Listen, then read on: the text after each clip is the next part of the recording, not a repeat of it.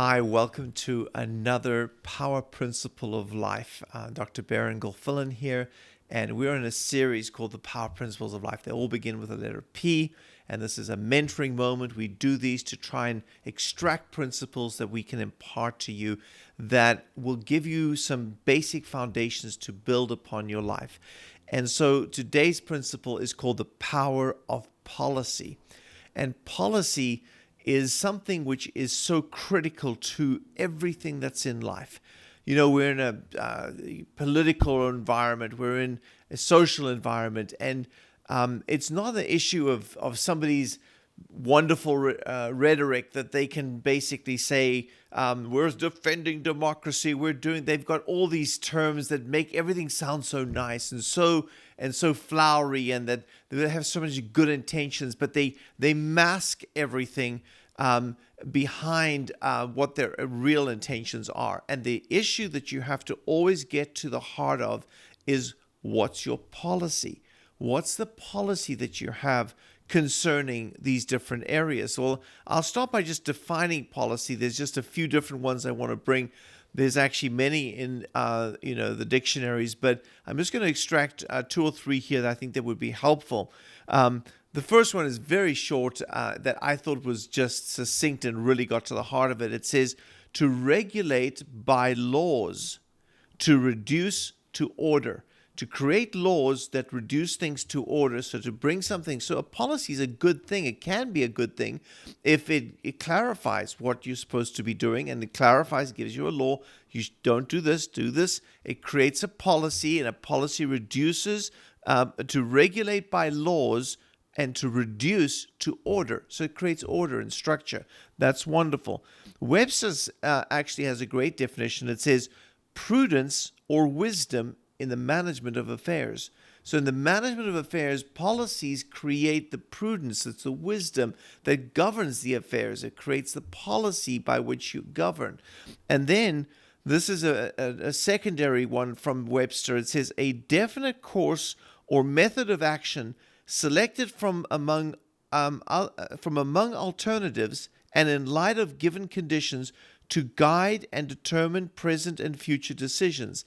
So it's a policy that governs the decisions. I remember people asking Ronald Reagan, how do you make your decisions? And he basically talked about the fact that he had these principles, that these what can I say? They were convictions. They were principles that governed his decisions. So he knew that he, was for capitalism and he was against communism, and he had these guiding principles, and they governed how he made decisions. And he said, because I've got these principles that govern everything, he said, most of my decisions are already made for me even before they even come to me, because I'm governed by these principles. And so these things determine and they guide and determine present and future decisions. These are policies. Now, a friend of mine in Australia, he supports a lot of political people and a lot of people in the education realm and other different areas. He's a person who has a lot of resources, and politicians come to him and they say, we want you to support our campaign. And he brings him into a conference room, and he sits him down and he says, okay, what's your policy? And these are some of the areas. He says, what's your policy concerning Israel? What's your policy concerning the church? What's your policy concerning life and concerning abortion, concerning medically assisted suicides, what's the policy about the family? What's your policy about gender? What's your fiscal policy? All right. What's your policy on the environment? What's your policy on veterans, on health and healthcare, on international relationship? What's your domestic policy? And what he makes them define their policy positions, and where their policy positions, that's how you can actually determine where those people stand. It's not about their rhetoric. It's not about their flowery speeches and their word salads, or whatever you may call them. Even the names of the people, they give these laws, they give them these names, the Affordable Care Act. There's nothing affordable or caring about some of these acts, and some of these things are are very much, they'll hide things in language and they'll manipulate things with language. But what is the policy undergirding it? That's the most important thing that we have to really, really determine. When it comes to the church, it's very important that you determine the policy of the church. I'm going to give you some areas on marriage, on fornication, on sexual relations, on divorce, on parental authority, on church membership, water baptism, on the Holy Spirit, and the Holy Spirit baptism, church authority, church structure, church discipline, the raising of children, the fivefold ministry, prophecy, the gifts of the Holy Spirit, healing.